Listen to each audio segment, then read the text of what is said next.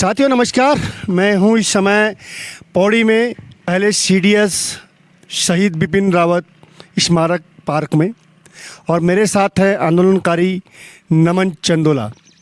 साथियों, जैसे आपको पता होगा कि 2024 का लोकसभा चुनाव कल संपन्न हो गया है और इस चुनाव में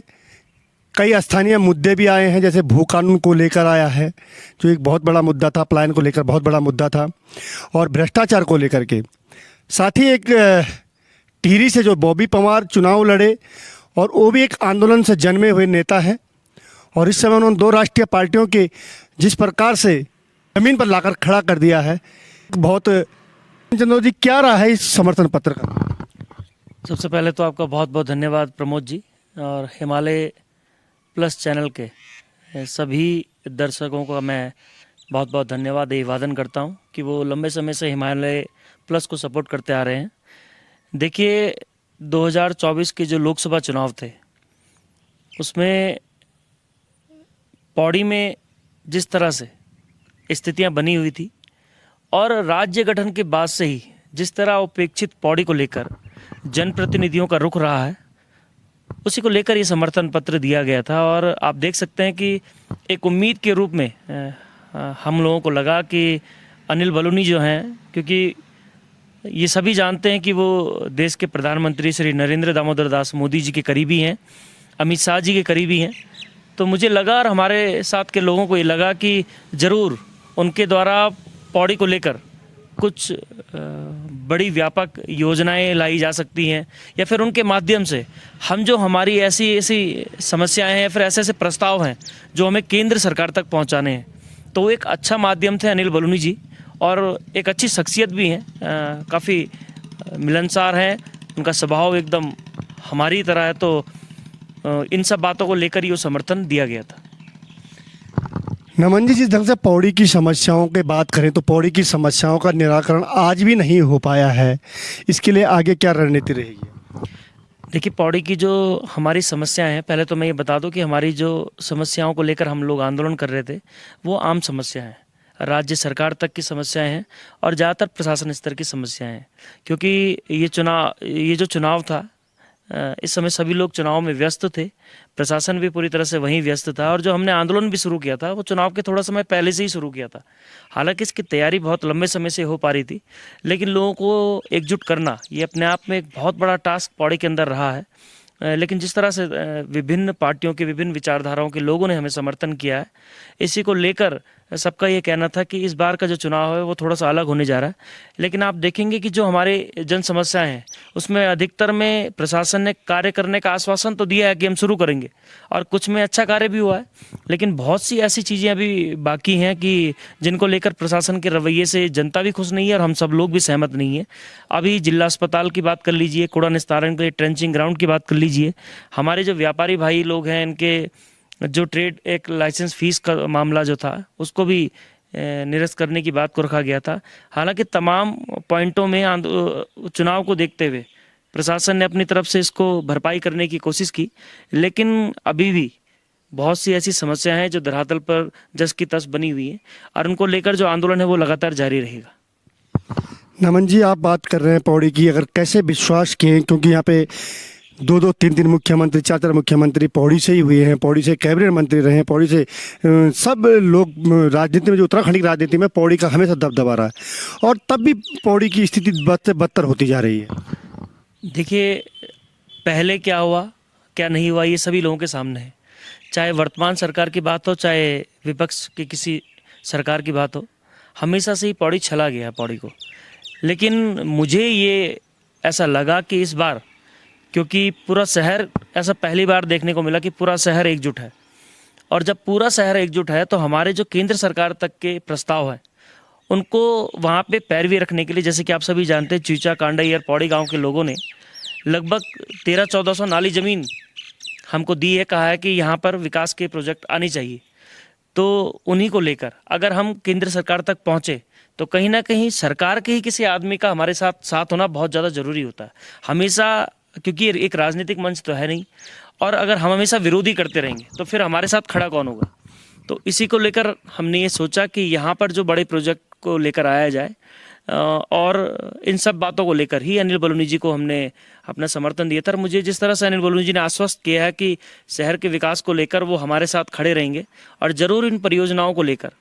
हम केंद्र तक पहुंचेंगे और पौड़ी के विकास की बात को करेंगे। अभी आप देखिए, अभी चुनाव के दौरान ही जब मैंने समर्थन पत्र में ये साफ लिखा था अपनी एक पोस्ट में कि पौड़ी की बहुत सारी ज़मीन हमारे पास है, तो प्रदेश के ही कुछ युवाओं ने मुझे पर्सनली फ़ोन करके कहा कि नमन भाई, अगर आपके पास इतनी ज़मीन है तो हमारे पास भी 3-4 प्रोजेक्ट यहाँ पर हैं और वो सरकार के माध्यम से ही होने, लेकिन हमारे पास इतनी ज़मीन नहीं है, तो हम भी चाहते हैं कि वो प्रोजेक्ट पौड़ी में लगे। तो इस तरह से जब हम आपस में संवाद करते हैं और आपस में एकजुट रहते हैं तो ज़रूर विकास का रास्ता देखने को मिलता है। जैसे कि आप देखेंगे वर्तमान जिस पार्क में हम बैठे हैं, शहीद देश के पहले CDS जनरल विपिन रावत जी की इस स्मारक और इस पार्क में आप देखेंगे कि यहाँ पर जो आधुनिकता देखने को मिली, ये भी तभी देखने को मिली है जब सब लोग एकजुट थे। सभी लोगों ने कहा कि पार्क बनना चाहिए, विकास की योजनाएं बननी चाहिए। तो ऐसे ही ये पार्क तो केवल एक उदाहरण के तौर पर मैंने इसका नाम यहाँ पे दिया है। लेकिन एक चीज़ देखने को मिली कि जिस प्रकार अगर भारतीय जनता पार्टी की विकास की बात करें तो इस समय पौड़ी जनपद के अंदर कई लोगों ने इसका विरोध किया और वोट नहीं डाला। देखिए, ये ज़रूर चिंताजनक है कि वोट नहीं पड़ा है। तो जो राष्ट्रीय दल है इन्हें ज़रूर सचेत होना चाहिए। और मैं तो पहले ही दिन से ही ये कह रहा हूँ कि प्रदेश की नीतियों को बनाने के लिए क्षेत्रीय दल की आवश्यकता है, लेकिन अभी तक क्योंकि क्षेत्रीय दल के रूप में हम सभी एकजुट नहीं हो पाए हैं, तो ये कहीं ना कहीं हम सबका भी दुर्भाग्य है। और ज़रूर प्रशासन के साथ साथ केंद्र सरकार को भी ये समझना चाहिए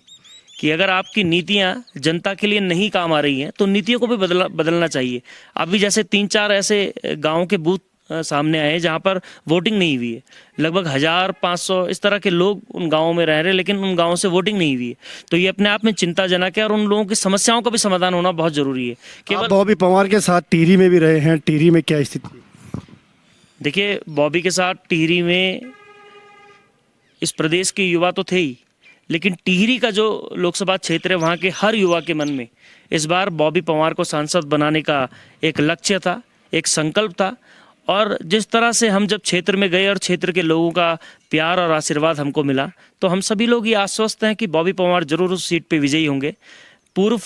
फौजियों ने जिस तरह से हमें साथ दिया है, मुझे लगता है कि उत्तराखंड के इतिहास में पहली बार ऐसा होने जा रहा है कि जब किसी निर्दलीय व्यक्ति को पूर्व फौजियों का इतनी संख्या में साथ मिला हो, तो कहीं ना कहीं बॉबी के जो समीकरण है वो बहुत पॉजिटिव दिखाई दे रहे हैं। और ये एक भविष्य की उम्मीद के रूप में भी बॉबी को हम देख सकते हैं, क्योंकि बॉबी मात्र 26 साल की उम्र में जिस तरह से आंदोलन करने के बाद वो बहुत बार जेल भी जा चुका है और बहुत सारी यातनाएं उसने झेली हैं, लेकिन उसने कभी भी पीछे नहीं मुड़ा और ना ही उसने कभी हार मानी है। तो इस तरह से जो युवा आज की डेट में आप देखेंगे कि बहुत सारे ऐसे प्रदेश में युवा हैं जो एकजुट होकर कहीं ना कहीं आंदोलन के रास्ते प्रदेश की स्थिति को बदलने की कोशिश कर रहे हैं। तो उन सभी के लिए आगे आने वाला समय मुझे लगता है कि स्वर्णिम है। हम सबको एकजुट होकर ही आगे बढ़ना होगा और मुझे पूरी उम्मीद है कि जिस तरह से अभी हम सब लोग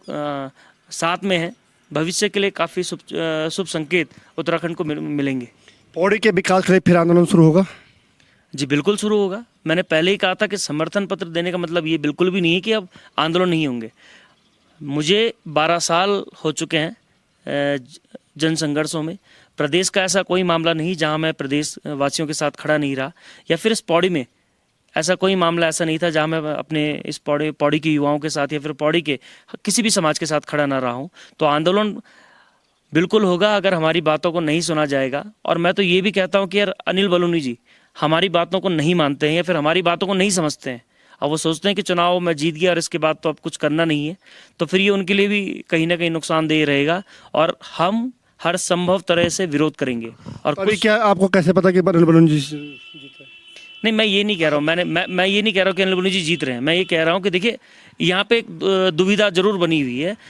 हमने ये कहा कि गणेश गोदियाल से किसी को कोई एतराज़ नहीं था कि गणेश गोदियाल बहुत अच्छे इंसान है। मैंने तो खुद पिछले 2022 के चुनाव में श्रीनगर में उनका समर्थन किया था कि गणेश गोदियाल जैसे लोग आगे आने चाहिए। लेकिन वर्तमान जो परिस्थितियां, जब सरकार लगभग सभी लोग जानते हैं कि केंद्र में भारतीय जनता पार्टी की सरकार बनने जा रही है, तो मेरा एक केवल इतना सा उद्देश्य था या फिर मेरी जो सोच और समझ थी वो इतनी थी कि अगर हम लोग अनिल बलूनी जी को